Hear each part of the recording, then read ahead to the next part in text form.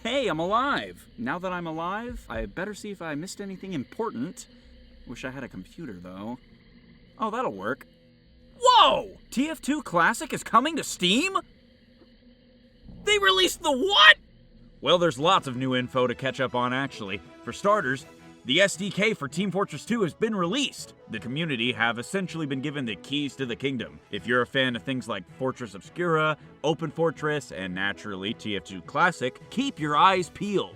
The future is seriously looking bright for the modding scene. Think about it, man. In a year's time, we'll have more TF2 related stuff to play than Robin Walker could have ever dreamed of. Personally, I think it's amazing that we have such a tight-knit, friendly, and above all else, talented community on our hands. What other game franchise has a fan base so dedicated that after 8 years without major updates, they are still here every day grinding out new stuff to play and fan works to enjoy? I'm gonna try to blow through a lot of community projects in a little bit amount of time. So, let's talk about some mods like Lambda Fortress, Sign Fortress, Pre-Fortress, and more. Here we go. Sign Fortress is a fan-made sequel to TF2 set in the 1990s that hopes to feature 2 additional classes and new teams. Sign Fortress is currently being developed by Code, Dude the Ninja, Octomarie, Vivis, and Sam the Bitch. Retextured by Sam the Bitch. However, they're also hosting applications should any of you wish to get involved. They're looking for artists, general programmers, particle editors, texture artists, 3D modelers, sound designers, you get the idea. If you want to sign up or you're just interested in the project itself,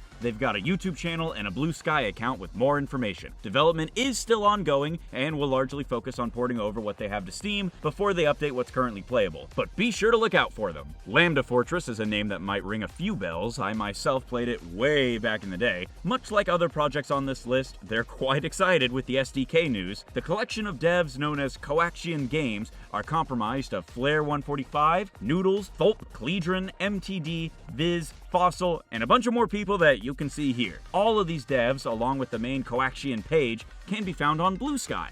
Lambda Fortress will be coming to Steam, although it won't be anytime soon. With the release of the SDK, much manpower will be spent ironing out bugs that come with releasing it there. A lot has to be redone to make it more compatible. I won't pretend to know what goes into it behind the scenes, because they're all a lot smarter than I am. Just know that it's a daunting task, but nothing a group of talented modders can't handle. For now, the Lambda team will be focusing on bug fixes, intrusive issues, and implementing TF2 items, weapons, hats, etc. But that also comes with many options, like customization down to disabling individual things like hats, cosmetics, stock and unlockable weapons, the whole 9 yards. Big chunk of development time will have to go to redoing all the existing maps, in part due to them using leaked 20-year-old VMFs, and also implementing the many updates to Half-Life 2, especially the ones from the recent 20th anniversary. Despite this, the team over at Coaxian believe that the release will hopefully come sooner rather than later. In the meantime, let's learn about some more mods. Go fucking play it, you stupid bitch. Fortress Obscura is a TF2 mod that focuses on heavy experimentation and robots. With 6 teams and 6 classes replacing the original 9, Fortress Obscura is possibly the most original mod here. Along with red and blue, you've got green, yellow, pink, and purple teams. I said there's a focus on robots, but what I really mean is you play as robots. They're kind of like the engineer buildings, sappers, and various other Manco and spy tech come to life with the sole purpose of fighting each other. They've got custom maps, music, models. They got a surprising amount done in such a short time span, with no sign of stopping yet. With just about a dozen or so developers and hopes to someday release it on Steam, you've got one of the most unique mods on the planet right here in your hands. Everything I've mentioned so far, you can play it now. Links to everything will be in the description. Naturally, we have Open Fortress, a mod that aims to bring more Quake-style deathmatch gameplay to TF2.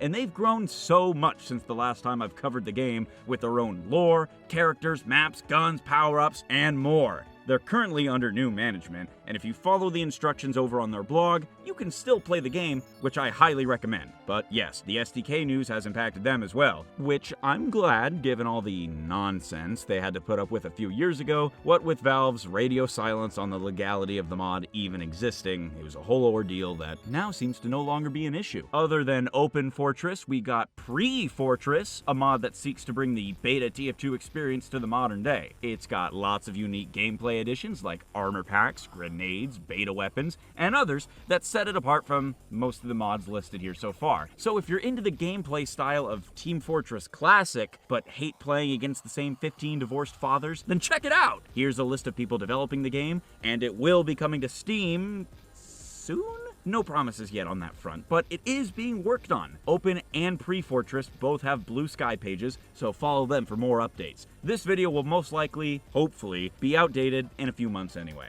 With all those being covered, let's discuss what I personally think is the cream of the crop. And not because it's inherently better than all the other mods previously listed, it's just farther along than the others. Team Fortress 2 Classic was released over 10 years ago at this point. Much like Pre-Fortress, is a reimagining of TF2's older self. Rather than focusing on beta and cut elements, TF2 Classic is almost like an alternate history that explores the trajectory of 2007 to 2010 Team Fortress 2. One that puts a heavier focus on the original aspect of the game, espionage, spy bases, and the corporatization of the Badlands. There's no hats to speak of, not a drop of headwear in sight. Instead, we've got great and fun new weapons, new tools, new maps, and new game modes. Really leaning into the idea that the TF2 cast are mercenaries for hire, you aren't just working for the Man family. Here's the civilian, otherwise known as Orson Jenkins. And that's something I quite like about this team. They took something as mundane as Jenkins Coal Company, a meaningless logo that you see all over the place, and thought to themselves, what if this was actually an established figure in the world of rich and powerful assholes? The result of that is the VIP game mode where you have to escort him and cap some points. Is this mode always fun? No, but you can say that about any game mode. TF2 Classic also adds 2 new teams to the mix, the green team, known as Global Radio Network, and the yellow team, Yard Logistics Workers. 4 team game modes are chaotic, unpredictable, and really fun most of the time. Does everyone play them? No. So that can lead to a drought in playable servers if you want to experience any of the really defining gimmicks of this mod. Same problems that VIP face. But don't cry about it yet, because the TF2 Classic team plans on remedying that. They're gonna aim even higher and higher. With the release of the SDK, this mod was the first thing on the minds of myself and many others, and it's not really hard to see why. In our modern age of gaming, nobody wants to reinstall an entire game for one update. They want the marvelous convenience of having that shit download and update itself through Steam! And with the magical powers of Steam, this game is about to get bigger than ever before. Soon, we won't have to worry about dealing with those ancient problems, because this game is coming to Steam. They even have a store page already! Much like every other mod I've listed so far, development on updates and rebalances is pretty much halted to solely focus on the porting process. Just because the SDK is released doesn't mean they now have a magic wand to wave around and do the work for them.